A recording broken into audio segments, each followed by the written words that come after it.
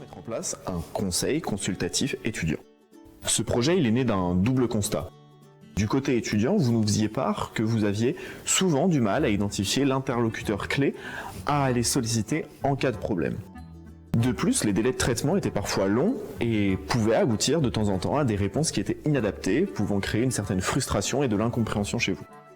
Du côté des enseignants et des personnes administratives, nous nous sommes rendus compte que les étudiants avaient parfois une méconnaissance du fonctionnement du système universitaire. Nous avons également constaté que vos revendications étaient souvent justes et légitimes, cependant elles étaient souvent mal formulées et adressées aux mauvaises personnes.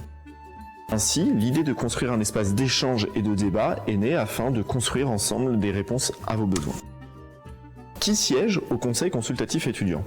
En début d'année, vous avez participé à l'élection afin d'élire 2 délégués par groupe de TD. Ces délégués pourront devenir des référents de promo et ainsi siéger au Conseil consultatif étudiant. Mais qu'est-ce qu'on fait dans ce conseil ?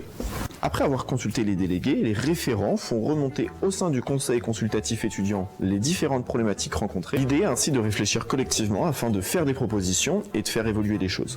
Concrètement, qu'est-ce que ça pourrait donner ?